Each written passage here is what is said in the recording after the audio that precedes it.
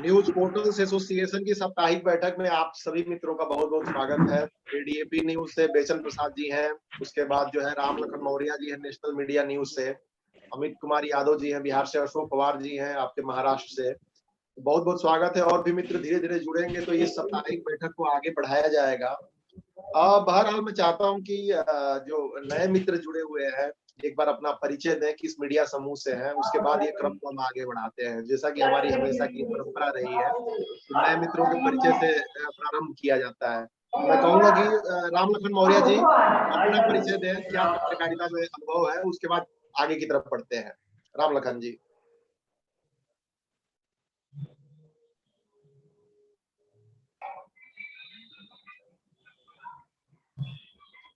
जी आप बोलिए राम लखन जी, फिर आवाज आ रही है आपकी। जी सर।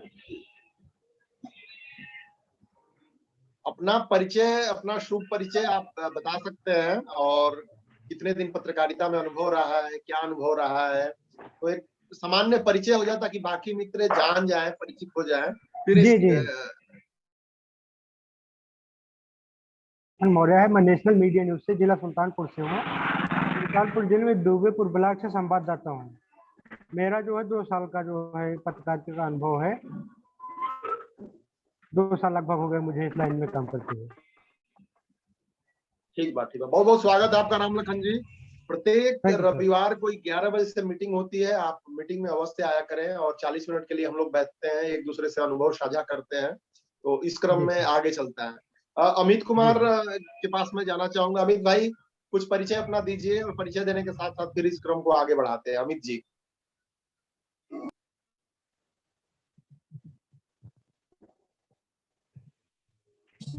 अमित भाई का लग रहा है कि क्या बिहार के समय में पब्लिक लोकल हो है, अभी वो काम कर रहा हूँ।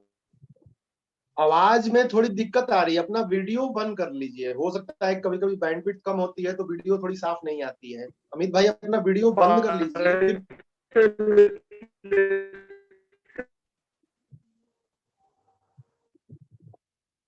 ठीक है, कोई तकनीकी दिक्कत आ रही है तो उस तकनीकी दिक्कत अभी लग रहा है कि फिर से ज्वाइन करेंगे। अशोक भाई साहब, आज मैं चाहता हूं कि आज की मीटिंग की शुरुआत करें आप, और किस विषय पे आज लेके चला जाए इसका थोड़ा सा मार्गदर्शन करें। अशोक जी। जी सर, जी सर, जी सर। ये विषय तो पत्रकारों की जो भलाई के हिसाब से ही विषय होना चाहिए, जो कि पत्रकारों को कैसे मतलब जो पिछले समय जो एक हमने सब्जेक्ट लिया था कि जो पत्रकारों के साथ जो इस तरह से जो घटना होती है, तो उसके संदर्भ में, उसी संदर्भ में कुछ चर्चा होए कि जो पत्रकार जो ग्राउंड पे काम करते हैं तो वो मतलब कि किन किन बातों का ध्यान रखे, ताकि जो है वो इस तरह से घटना जो होती है उन घटनाओं को उनको फेस ना करना पड़े। इस तरह से कोई अगर सब्जेक्ट को आगे बढ़ाते हैं तो पत्रकारों के लिए आसानी रहेगी, क्योंकि कुछ ऐसी घटनाएं घटती है और उसका परिवार, वो पत्रकार, वो सारे जो है दिक्कत में आ जाते हैं। अब आजकल जो नया जमाना है इसमें तो कोई पत्रकारिता में वैसे कोई आना नहीं चाहता, क्योंकि इसमें कोई वैसे देखा जाए तो कमाई वाला कोई वो जरिया है नहीं। एक तो ये समाज सेवा वाला माध्यम है, और यहाँ पे जब कुछ आजकल तो कोई फ्री में तो कोई कुछ काम नहीं करता। सब लोग सोचते हैं अपना जो है कमाई करे। तो ऐसे में जो है अगर पत्रकारिता में भी अगर इस तरह से अगर अविश्वास का भाव निर्माण होता जाएगा तो फिर इसमें आएंगे भी नहीं कोई लोग। जब कोई आएगा ही नहीं तो जो अ, जो समाज के बीच में जो बुराइयां वगैरह जो भी है उठाएगा कौन? उठाने के लिए कोई किसी आंदोलन को आगे बढ़ाने के लिए संख्या की तो जरूरत होती है, तो संख्या तो रहेगी नहीं। तो इसलिए जो है अभी जो माहौल चल रहा है उसको तो हम एक में पिछली बार भी मैंने कहा था कि कानून व्यवस्था दुरुस्त होनी चाहिए। तो हम लोग अकेले तो कर नहीं सकते, लेकिन जो कुछ हम अगर कुछ सावधानियां हम बरतते हैं तो भी ऐसी घटनाओं से बचा जा सकता है। तो इस पे कुछ थोड़ा सा अगर हम चर्चा करें तो बेहतर रहेगा। ठीक बात। इस मुद्दे पे पिछले सप्ताह चर्चा हुई थी, और अगर आगे इस पे और भी डिटेल में हम जाना चाहते हैं तो अवश्य जाएंगे। इससे पहले मैं बेचन भाई को मैं कहना चाहूंगा, बेचन भाई कौन से मुद्दे पे आपकी क्या राय है, किस मुद्दे पे आगे बढ़ा जाए, क्या लगता है बेचन जी? बेहद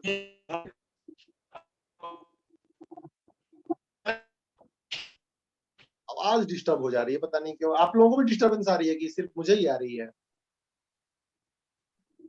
अरे हमें भी डिस्टर्बेंस आ रही है। लग रहा है कि डिस्कनेक्ट हो गया। बहरहाल पिछले सप्ताह इस पे चर्चा हुई थी कि किस प्रकार से चीजों को आगे लेके चला जाए, और खासकर जब पत्रकारों पे हमले हो रहे हैं, कई जगह पे उन पे मुकदमे दर्ज कर दिए जा रहे हैं। हाँ बेचन भाई, आप आवाज आ रही है तो आप अपनी बात कह सकते हैं बेचन जी।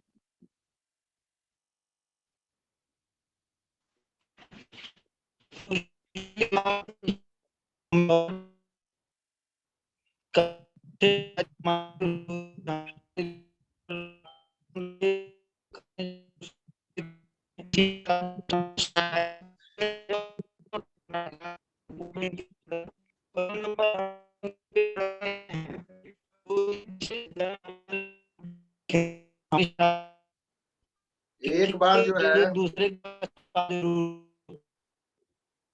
मैं वही कह रहा हूँ कि एक बार जो है बेचन भाई ने सपा का प्रचार कर दिया था, तब से जो है उत्तर प्रदेश सरकार उनसे नाराज है, और उनके मोबाइल का कनेक्शन जो है काट देती है, कमजोर कर देती है। तो बेचन भाई तो अक्सर उनके मोबाइल के नेटवर्क की दिक्कत रहती है, वहां पे कई समस्या आती है, कभी कभी ठीक हो जाता है। बहरहाल देखिए, विचित्र स्थिति ये है कि जो पत्रकारों पे हमले हो रहे हैं, तो जो मेरा अपना व्यक्तिगत नजरिया है, पिछले सप्ताह भी इस पे बड़ी चर्चा हुई थी, लंबी चर्चा हुई थी, पर यह है कि जब तक हम सांगठनिक रूप से मजबूत नहीं होंगे, तब तक जो है हम कहीं आवाज नहीं उठा पाएंगे। जैसे वकील हो गए, आपके डॉक्टर हो गए, तो उनके लिए भी बात वही है, लेकिन वो संगठित है बहुत ज्यादा। और एक पे भी कोई हमला होता है, आपस में बेशक लड़ेंगे लोग, अदालत में हो गए या चाहे क्लिनिक में एक दूसरे हॉस्पिटल से कंपटीशन रखेंगे, लेकिन एक डॉक्टर पे हमला हुआ, सारे डॉक्टर रोड पे उतरते हैं। और वो तब होगा जब संगठन मजबूत होगा। बिना संगठन मजबूत हुए हम कहीं कोई लड़ाई नहीं लड़ सकते। हमारे लिए कोई नेता आके लड़ाई नहीं लड़ेगा किसी पार्टी की। ठीक है, किसी पे कोई हमला होता है, कोई समस्या होती है, एक बार दो बार बयान दे देता है, और उस पर से बात यह है कि टैग लग जाता है हमारे ऊपर। अगर सपोज कीजिए कि कोई नेता आगे साथ में खड़ा भी होता है, तो टैग लग जाता है कि भाई ये तो इस पार्टी के हैं, ये तो अमुक पार्टी के हैं, तो हम पत्रकार नहीं रह जाते हैं, हमारी दिशा कहीं और चली जाती है। तो ये बातें हैं जिन बातों को थोड़ा सा हमें ध्यान रखना पड़ेगा, और मुझे लग रहा है कि बेचन भाई का अभी भी कनेक्शन कमजोर है। तो मूल बात ये है कि संगठन मजबूत करने के लिए हम क्या करें, किस प्रकार से संगठन मजबूत किया जाए, ये मेन चैलेंज है। समस्या आ रही है। तो संगठन मजबूत करने के लिए भी क्या चीज चाहिए? संगठन मजबूत करने के लिए कि निरंतरता जरूरी है, रेगुलरिटी जरूरी है, और मैक्सिमम टू मैक्सिमम लोगों की रेगुलरिटी होनी चाहिए। इसके साथ ये भी एक चीज होनी चाहिए कि जो लोग रेगुलर है, मैं भी उतना समय नहीं निकाल पाता हूँ, एक एक लोगों को फोन करके बात करके धीरे धीरे एक्टिवेट करना पड़ेगा कम्युनिटी को। एक से दो लोग हुए, दो से फिर चार लोग होंगे, चार से फिर 8 लोग होंगे। इस तरीके से संगठन मजबूत होगा। और इसमें मीटिंग्स करनी है। सिर्फ अगर हम निंदा प्रस्ताव भी पारित करें, और 108 लोग इस संगठन से जुड़े हुए हैं देश भर में, 108 न्यूज पोर्टल पे अगर न्यूज भी जाए, मुझे लगता है कि व्यवस्था दुरुस्त हो जाएगी, कहीं कुछ कहने की जरूरत नहीं पड़ेगी किसी बात को लेके। रामलखन जी, आपका क्या कहना है? पत्रकारों पे जो हमले हो रहे हैं, उसका मूल तत्व क्या हो सकता है? बचाव का संगठन हो सकता है, या कोई और चीज हो सकती है जो व्यवहारिक हो? रामलखन जी, आप अपनी मैं राय रख सकते हैं। जी सर, इसमें सबसे पहले सर हमें अपनी एकता बनाए रखना होगा। उसमें जो है हमें चाहे किसी भी न्यूज के पत्रकार हों, उन पे किसी प्रकार की कोई समस्या आती है तो सबसे पहले इकट्ठा होकर उस समस्या का सामना करना पड़ेगा। अगर हम अलग अलग बटे रहेंगे तो कुछ भी नहीं हो सकता। आज किसी और की बारी, कल हमारी भी बारी आएगी। इसलिए हमें सबसे पहले संगठित रहना पड़ेगा। किसी की कमी ना खोजे, उसकी अच्छाई को पकड़े केवल। ठीक बात, सार्थक आपने बात कही। लेकिन इसका क्या किया जाए राम लखन जी की, जैसे अब तो डिजिटल मीटिंग हो रही है, कहीं भी आदमी है, मोबाइल ऑन किया, 40 मिनट के लिए आ सकता है। मीटिंग तक में लोग समय निरंतर नहीं निकाल पाते हैं, इसके पीछे क्या रीजन हो सकता है और इसका सोल्यूशन क्या हो सकता है? भाई साहब कुछ इस पे अगर अपनी राय रखें आप। इसके लिए सर जो है कभी कभी होता है समय का अभाव, जैसे अगर आज कहीं बैठा हुआ है तब तो जो है मीटिंग कहीं से भी ज्वाइन कर, लेकिन अगर रास्ते में कोई रहता है तो नहीं कर पाता है, क्योंकि अक्सर सभी लोग जो है एक कमाने के लिए ही कहीं किसी काम से बाहर निकले रहते हैं, तो इसीलिए सभी लोग अटेंड नहीं कर पाते हैं। ठीक बात, खैर समय की बात है, समय की जी बाध्यता है। इसमें क्या ये चीज उपयोगी हो सकती है कि सबका ईमेल लेके और जो है सबको थोड़ा सा पहले से रिमाइंडर किया जाए, मतलब एक फिक्स मीटिंग टाइप की हो जाए। अगर मान लीजिए कि मुझे जाना ही है मार्केट में कहीं कमाने के लिए ही, तो जी आखिर मीटिंग में अब 4 क्लाइंट बुलाएंगे तो हम चारों क्लाइंट के पास एक समय तो नहीं आएंगे, आगे पीछे हम एडजस्ट करते हैं कि भाई सब चलो इस समय जी नहीं, जी इस समय हम चले जी जाएंगे। तो समस्या यही है और सवाल भी यही है कि लोगों को लगता है कि जी भाई इससे डायरेक्ट क्या फायदा है, लेकिन ये फायदा तब समझ में आता है जब कोई पत्रकार सताया जाता है, जब किसी पत्रकार जी के जी खिलाफ मुकदमे हो जाते हैं, धमकी जी होती है, और इस तरीके से जी तब उसको समझ में आता है कि यार संगठन होना चाहिए, मेरे पीछे बोलने वाले 10 लोग होने जी चाहिए। तो जी जी इसके लिए निरंतरता जरूरी है, मीटिंग शेड्यूलिंग जरूरी है। तो थोड़ा सा मुझे लगता है जी कि आलस से हो गया, थोड़ा सा जो है एक लापरवाही कह लीजिए आप इसको, जी जी सीरियस न लेना कह लीजिए। तो इस तरीके की चुनौतियां आती हैं और मुझे लग रहा है कि इस चुनौतियों से हमें बचना चाहिए। और अगर जी वास्तव में हम चाहते हैं कि संगठन मजबूत हो, तो इसमें जी कुछ नहीं करना है, कम से कम उपस्थिति तो दर्ज करा दें हम। ये एक जी बड़ी चुनौती है। सो भाई साहब आप क्या कहेंगे इस मामले में? नहीं, सही बात है। यहाँ पे जो है ना, मैं खुद देख रहा हूँ कि मेरे 850 मेंबर है, लेकिन राम लखन जी भी हमारे साथ ही है। उन वो ये अभी जो है वो मतलब वो ये तो समय देते हैं, लेकिन हम जब मीटिंग लेते हैं तो 3 या 4 से ज्यादा मीटिंग में बंदे नहीं होते। तो ये तो दिक्कत है कि ये बंदे जो है ना, जब जरूरत पड़ती है तब तो कभी भी फोन खड़का देते हैं, लेकिन जब इनको उसकी कोई जरूरत महसूस नहीं होती तब ये आते ही नहीं है। अब आते नहीं है तो ठीक है, जब जरूरत पड़ेगी तो आएंगे, लेकिन कम से कम पत्रकारिता के क्षेत्र में काम कर रहे हैं। अगर इनके पास बड़ा अनुभव है तो ठीक है, अनुभव है तो अच्छी बात है। अगर अनुभव नहीं है, वो भी जो है जैसे अनुभव है ऐसा ही बर्ताव करता है, तो जिसको अनुभव नहीं है थोड़ा वो थोड़ा संभल के चले। अभी देखिए, कोई भी इंसिडेंस होती है, कोई घटना होती है तो एकाएक होती नहीं है। मेरा तो ये यही तजुर्बा है तकरीबन 15-16 साल से, कि एकाएक कोई भी किसी के ऊपर हमला नहीं करता। मान हम्म। लीजिए आपसे मेरा झगड़ा होगा तो पहले कई जो 1-2 इंसिडेंट्स होते हैं उसका गुस्सा जो है उस समय निकलता है, पहले कहीं ना कहीं उसको छेड़ा होता है, तभी होता है। तो अगर मान लीजिए हमने किसी को छेड़ा है तो हमको खुद संभल के रहना पड़ेगा कि भाई हमने इसको छेड़ा है, ये भी हमको छेड़ सकता है। तो इसकी थोड़ी सी ये करना है कि कभी भी किसी का कवरेज करने के लिए हम जाते हैं तो ये सुनिश्चित करना है कि भाई इस बंदे को हमने कहीं छेड़ा तो नहीं है। अगर छेड़ा है तो फिर हमको भी उतना ही मतलब ध्यान देने की आवश्यकता है कि ये उल्टा हमारे हमारे ऊपर कोई बुमरैंग ना कर दे। ठीक बात, तो ठीक बात। ऐसी छोटी छोटी जो कोई मुद्दा भी है तो कई रिपोर्टरों को ऐसा लगता है कि मेरे हाथ में तो ब्रह्मास्त्र लग गया, अभी मैं इसको ये कर लूंगा। लेकिन अगर कोई ब्रह्मास्त्र मिला भी है तो अगर हमारे साथ मॉब है, लोगों का ये है, तभी आप डेयरिंग करिए। वरना अगर अकेले डेयरिंग करोगे तो फिर सामने वाला 10 लोग होंगे तो वो उसके पीछे मार ही से खाएगा। ज्यादा मैं थोड़ा सा कितनी इसमें भी सही आपकी बात होगी तो आपकी बातों में थोड़ा सा ऐड करने के लिए बस मैं बीच में अपनी बात रख रहा हूँ अशोक जी, कि आपने बताया कि मॉब होनी चाहिए, पीछे भीड़ होनी चाहिए, लेकिन मैंने देखा है कि भीड़ पीछे आती है और कब गायब हो जाती पता नहीं चलता है। लेकिन आपकी बिरादरी के लोग अगर आपकी बिरादरी का मतलब जाति पे नहीं है, मतलब पत्रकारिता से संबंधित है, तो ये है कि पत्रकारिता के पत्रकार, अगर 4 हाँ, पत्रकार लोग हैं, पत्रकारिता बिरादरी। अगर हम इसमें न्यूज़ पोर्टल में सपोज कीजिए कि लग रहा है, तो हम लोग तो पीछे नहीं हटेंगे, क्योंकि भाई हम भी उसी समूह के हैं और हमें पता है कि भाई ये आदमी सही है, ये आदमी डेयरिंग कर रहा है। तो और नेशनल लेवल पे भी, लोकल लेवल पे भी, तो वो कोई ना कोई तिकड़म निकाल लेंगे बंदे। और मॉब तो चलो आज अभी है, और मॉब को लाना भी है, प्रबंधित भी करना है, एक दिशा भी देनी है, तो यही लोग काम आएंगे। मुझे नहीं लगता है कि वो जो है मॉब अपने हिसाब से आएगी, मॉब आती है जाती है, चलो ठीक है, और आप फंसोगे तो मॉब बचाने नहीं जाएगी, नहीं, भीड़ वही आपको बचाने नहीं जाती है। भीड़ एक बाढ़ टाइप की है, तो उसको उसमें नाव तैरा सके आदमी, तो इसमें काम जो आएंगे लोग, जिनसे आपकी स्ट्रेंथ होगी, जिनसे आप फोन पे ही बात कर सकते हैं। सपोज कीजिए कि आपको किसी ने फोन गनगना दिया कि भाई साहब ये रिपोर्ट लगी है और देखिए मैं ये करने जा रहा हूँ, अगर कहीं कोई एबीसीडी होती है तो आप थोड़ा ध्यान रखिएगा, यहाँ पे ये ऐसे कर लीजिएगा, यहाँ पे ये ऐसे कर लीजिएगा। तो अपनी बिरादरी के लोग, अपने लोग, मुझे लगता है कि मजबूती से खड़े रहते हैं।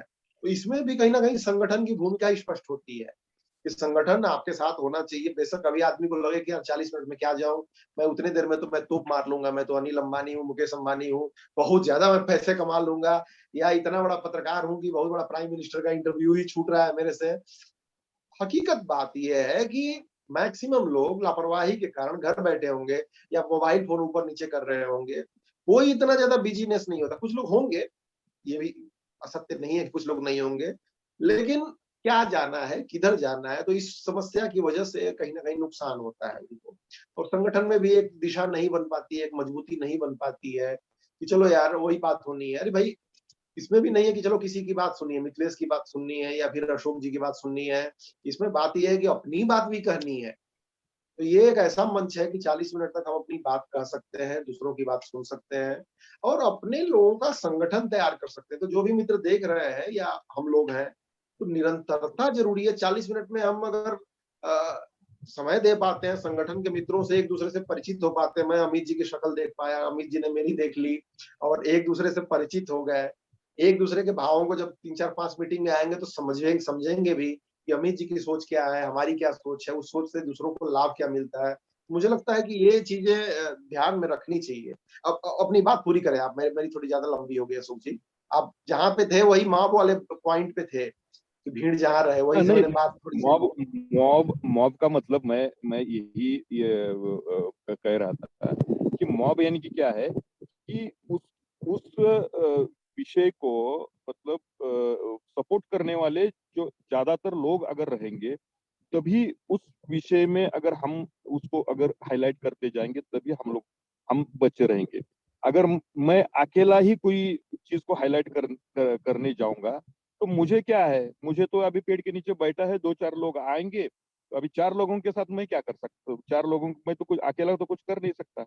लेकिन अगर अगर ऐसा कोई सब्जेक्ट है और उस सब्जेक्ट के पीछे मैक्सिमम जो जनता है उसको सपोर्ट करने वाली, तो मान लीजिए आज अशोक पवार के साथ अगर कुछ घटित हो भी जाता है, तो उन लोगों को ये मालूम होता है कि भाई इसको अगर छेड़ेंगे तो ये जो पूरा मॉब है इनके ऊपर टूट पड़ेगा।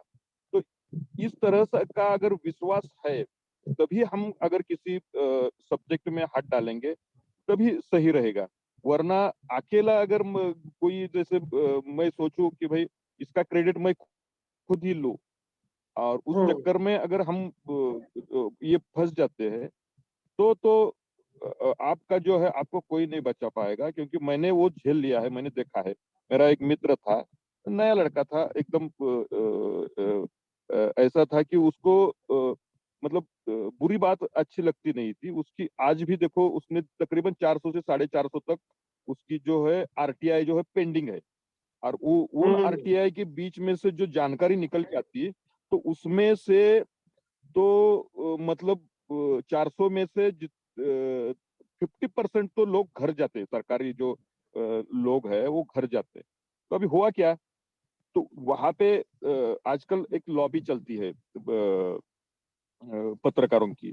अब ये सबसे अलग होके ये काम कर रहा था, और बाकी पत्रकार जो है थे वो तो अधिकारियों को खुश करने का काम कर रहे थे। तो इसको पकड़ लिया, एक झूठे मामले में उसको जेल में भी डाल दिया, जेल में डाल दिया, और उसको जो है मतलब गला रेत के उसको मरवा दिया और फांसी लगा के जेल के अंदर उसको लटका दिया। अब लटकाने के बाद सबसे पहले जो नेशनल के मतलब जो बड़े चैनल थे, उन चैनल के ऊपर पहली ब्रेकिंग न्यूज आ गई, जबकि उस बंदे के नजदीक का मैं था। उसकी जो अंत्य संस्कार था वो मैंने खुद कराया था, उसके नजदीक का मैं था। मुझे मालूम नहीं था, मुझे तब मालूम हुआ कि कहीं एक मतलब मेरे से यहाँ से तकरीबन 400-500 जलगांव करके है, वहां से मेरा एक मित्र था, उसका फोन आ गया, बोला ऐसे ऐसे इस बंदे का जो है डेथ हो गया करके टीवी पे ये आ गई है।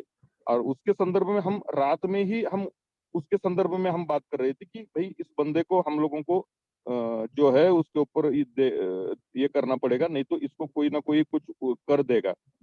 वही बात हो गई कि ये बंदा जो था उसको जब समझाते थे तो वो मानता नहीं था, वो हर एक के साथ लड़ जाता था। अब लड़ जाता था तो फिर बाकी सारे लोग एक तरफ हो गए, अब इसकी सही बात होने के बावजूद भी उसको मरवा दिया। तो ये होता है कि हम अगर किसी के अब हमारा वहाँ पे लोकल पे मान लीजिए हम अभी जैसे मैं नेशनल मीडिया से हूँ, तो नेशनल मीडिया का अगर वहाँ पे कोई सब ये नहीं है तो भी वहाँ पे जो भी कोई संगठन हो या हो सकता है हमारा जो संगठन है, इस संगठन के तो मैं यहाँ पे हूँ महाराष्ट्र में बैठा हूँ तो मैं अकेला ही हूँ, मेरा कोई वहाँ पे और कोई वो है नहीं। तो यहाँ के स्थानीय जो संगठन होते हैं, जो पावरफुल संगठन होते हैं, उस संगठन में अच्छे लोग होते हैं। तो ऐसे संगठन के साथ संबंध बनाए रखे।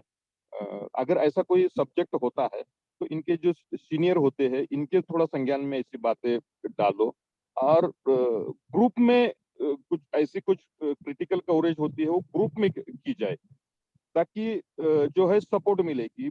एक एक से एक दो दो दो दो से दो चार ऐसे जो है इसको मजबूती मिलेगी। अकेले रिस्क मत लो। अभी नॉर्मल जो खबरें होती है उसमें ठीक है, अकेले आप किसी नेता अभिनेता का गुणगान वाली खबर है तो वो तो चल जाएगी, लेकिन कोई क्रिटिकल खबर है और जिसका जो है जो भ्रष्ट है वो अपने ऊपर आने वाला है सारा, उसमें आप खुद भागीदार मत बनो। आप थोड़ा किसी को साथ में लेके ये करो, ताकि जो भ्रष्ट होंगे तो उसमें से अगर एक के साथ दूसरा भी है तो दोनों में डिवाइड हो जाएगा, इतना प्रेशर नहीं ये होगा। और दुनिया को भी अगर कोई सामने वाला ये करता है कि गुमराह करता है कि भाई नहीं ये ऐसा था बंदा, ये खराब था, ये बार बार ब्लैकमेलिंग करता था, ऐसे करता था, तो भी अगर एक बंदा ब्लैकमेलिंग करने वाला हो तो दूसरा बंदा तो नहीं हो सकता ना, वो भी तो अच्छी छवि वाला हो सकता है, उसके बारे में कुछ अच्छे सोचने वाले लोग हो सकते हैं। तो उसके वजह से जो है हमें सपोर्ट मिल सकती है। ऐसी कुछ थोड़ी सी छोटी छोटी सी जो चीजें हैं इनके ऊपर ध्यान देना चाहिए।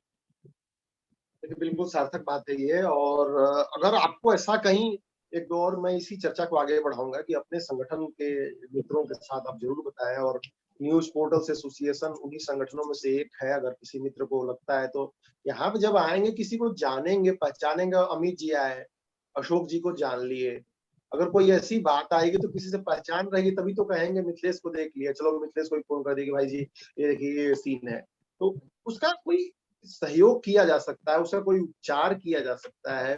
तो एक तो चीज ये हो गई। दूसरी चीज ये है कि अगर जब भी ऐसे कोई रिस्की चीज आती है और लग रहा है, आपको तो समझ में आ जाएगा ना कि मैंने जिसको छेड़ा है वो मुझे छोड़ेगा कि नहीं छोड़ेगा, ठीक है। तो जब हमें समझ में आ जाता है कि भाई मैंने जिसको छेड़ा है और वो छोड़ेगा नहीं, तो उसके खिलाफ तैयारी कीजिए। तैयारी का मतलब ये है कि भाई जो भी आजकल पीएम विंडो, सीएम विंडो हर स्टेट में आजकल लगभग लगभग उपलब्ध है। चाहे जो कुछ पुलिस अधिकारी हैं, कुछ जो है अधिकारी हैं, लिखित में वहां पे शिकायत दर्ज कराइए कि अमुक व्यक्ति से, अमुक कंपनी से यहाँ ये खतरा है मुझे, इस तरह की चीजें हैं। तो लिखित दर्ज होने से एक फायदा ये होता है कि चीजें रिकॉर्ड में आ जाती हैं और ट्रैक पे आ जाती हैं। तो ये 2-3 सावधानियां अगर हम अपनाएंगे तो मुझे लग रहा है कि एक तो संगठन में निरंतरता अपनी बनाए रखिए, तो 10 लोग 15 लोग जानेंगे तो कई बार हो सकता है कि आप गलत काम करें ही ना। गलत इन द सेंस की रिस्क कितना है कितना नहीं है। अगर अशोक भाई को पता है कि भाई ये चीज ना करो, आप समझाने पे अगर आप समझ रहे हैं तो अच्छी बात है, उसमें उसका रिस्क कैलकुलेट कर लीजिए। दूसरी बात, अगर हो भी जाता है तो भी अपने लोग, अपनी बिरादरी के लोग, पत्रकार बिरादरी के लोग आपके साथ 2, 4, 5, 10 खड़े रहेंगे। और तीसरी बात ये है कि पुलिस अधिकारियों या जो भी उच्च अधिकारी हैं, चीफ मिनिस्टर हो गए, प्राइम मिनिस्टर हो गए, इंटरनेट पे सारी चीजें, सारी कंप्लेंट्स आप ऑनलाइन फाइल कर सकते हैं। तो उसमें ये करना चाहिए कि भाई लिखित रूप से आप कंप्लेंट डाल दीजिए अगर किसी से ऐसा कोई खतरा महसूस होता है तो, और पूरा उसका कंटेक्स्ट डाल के कि अमुक कवरेज करने की वजह से, ये समस्या आने की वजह से यहाँ ये दिक्कत आई, और उस रिकॉर्ड को अपने पास अवश्य रखिए। अगर उस रिकॉर्ड को अपने पास नहीं रखते हैं, जो उसका रेफरेंस नंबर आता है, तो मुझे लग रहा है कि तब आने वाले समय में आपको दिक्कत हो सकती है। अशोक भाई साहब, क्या करना है इस पे? अधिकारियों से कंप्लेन करने के बारे में, उच्च अधिकारियों से लिखित कंप्लेन करने के बारे में कितना मददगार हो सकता है? ये तो सही बात है। कोई चीज अगर रिकॉर्ड में रहेगी तभी जो है आगे चल के हम किसी को दिखा सकते हैं। नहीं तो फिर बाद में बोलने से बोले कि तब क्यों नहीं किया था आपने। ये भी होता है। अगर हमने कोई लिखित कंप्लेंट की है तो सामने वाला भी ये सोचता है इसको कुछ हुआ तो ये कंप्लेंट करके ऊपर वैसे भी हमारे ऊपर इसका डाउट है। तो अगर कुछ ऐसे नेचुरली भी कुछ हो जाता है तो भी शक उन्हीं लोगों पे चला जाता है और उन लोगों को ये होता है, इसलिए थोड़ा दब जाता है। तो ये भी बात जो है तकरीबन आधा आधा तो जो प्रेशर है उसको कम करती है। पूरा तो बोल नहीं सकते कि भाई कंप्लेंट से वो कितना नरम पड़ेगा या और ज्यादा गुस्सा होके ये करेगा। वो दोनों बातें होती है। अगर मैंने मान लीजिए आपके खिलाफ कंप्लेंट किया तो अगर आपको लगता है ये बार बार ही कंप्लेंट करता है, इसका एकदम पर काम ही तमाम कर देते हैं, ऐसे भी उल्टा हो सकता है। लेकिन इतना कम मतलब इसकी कम आशंका है कि ऐसा हो। क्योंकि मालूम ही है कि सामने वाले को जब अभी है उससे ज्यादा मैं दिक्कत में आ जाऊंगा, इसके साथ पंगा लूंगा। तो ये तो सही सही बात है कि लिखित में रिकॉर्ड में नहीं, सारी बातें देखिए, होनी और चाहिए। सामने वाला व्यक्ति क्या करता है, वो पागल है, मानसिक रोगी है या क्रिमिनल ही है, वो एक अलग पॉइंट है। लेकिन बात ये है कि हाँ, हमारी सुरक्षा हम अपने से क्या क्या कर सकते हैं। और बड़ा इसमें बराबर। बहुत सारे लोग जो जानकार हैं उनको देखा है मैंने, और काफी फायदा होता है। तुरंत ही सीएम विंडो पे उन्होंने डाल दिया लिख के कि भाई ये समस्या आई है, पीएम को कंप्लेन कर दिया कि भाई ये समस्या, मेरी जान को खतरा है, ये अथॉरिटी है।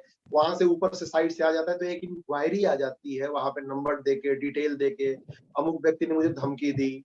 अगर आपके पास कोई प्रूफ भी है, कोई चीज है, कोई उसकी कॉल रिकॉर्ड है, तो उस चीज को भी आप प्रूफ के रूप में उपलब्ध कराएं। तो नेचुरल है कि लोग प्रेशर में आते हैं, और कानून है देश में।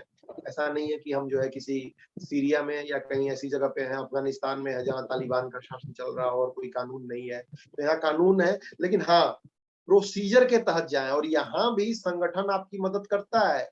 अगर आप अपने किसी सीनियर पुलिस अधिकारी को एक कंप्लेन देते हैं कि अमुक व्यक्ति से मुझे जान का खतरा है, अमुक व्यक्ति से मुझे धमकियां आ रही हैं, आपकी बात अगर पुलिस अधिकारी नहीं सुन रहा है और न्यूज पोर्टल एसोसिएशन की तरफ से लेटर जाए या 10 पत्रकार फोन कर दें, तो मुझे लग रहा है कि आपकी बात सुनी जाएगी। लेकिन समस्या ये है कि आपको कम से कम, और आप भी एसोसिएशन के सदस्यों को पहचान तो लें, कम से कम नाम से पहचान तो लें। 2-3 बार 4 बार मीटिंग में आने के बाद इतना तो हक हासिल कर लें कि भाई फोन कर सकें अशोक जी को, मिथिलेश को, कि भाई ये देखो, ये दिक्कत है भाई जी, और यहाँ पे आपकी मदद की जरूरत है। जब हम शक्ल ही नहीं दिखाएंगे तो क्या करेंगे? क्या कहते हैं राम लखन जी, आपका क्या इस मामले में सोचना है, इस बात पे? राम लखन जी,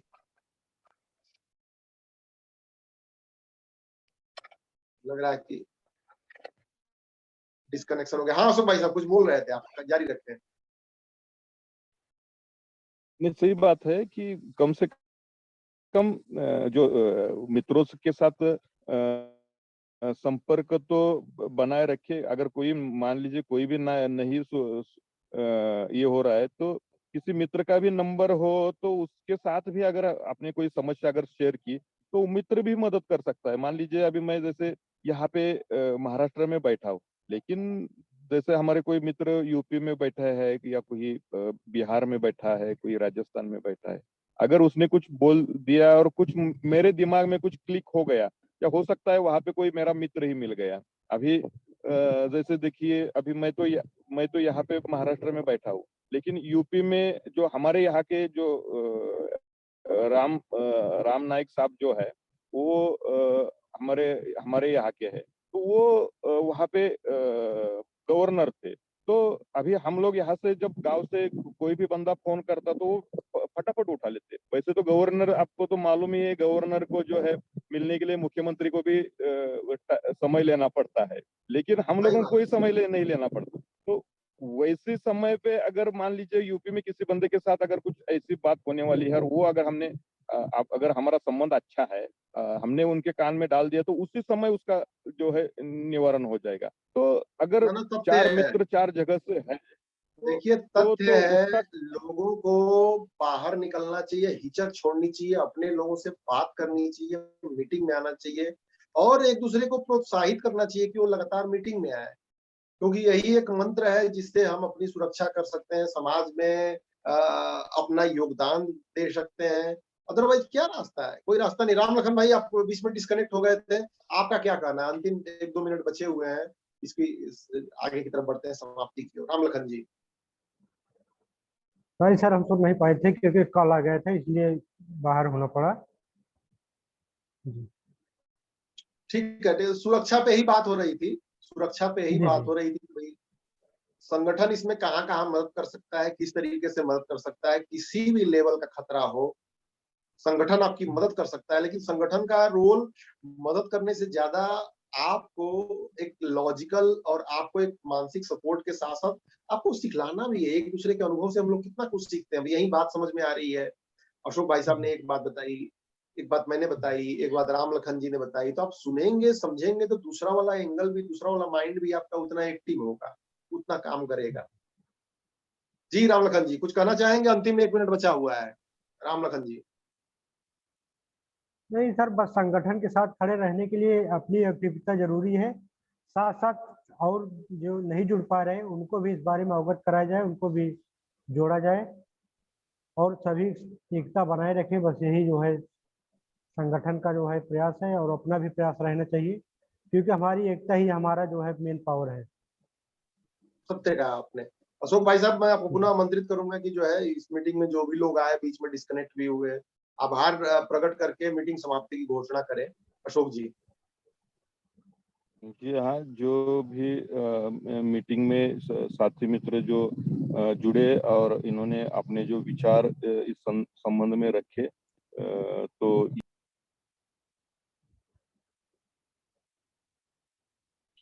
म्यूट हो गए आप भाई साहब, देखिए ना, ये म्यूट हो गए आप म्यूट हो गए। तो अब ठीक है। ये ऐसे ही जो है हर संडे में जो मीटिंग होती है उसमें आते रहे और आप जो है पत्रकारों के हितों के संदर्भ में इसमें चर्चा करते रहे और उस बात को अमल में भी लाते रहे, यही मैं संदेश देना चाहूंगा। और ये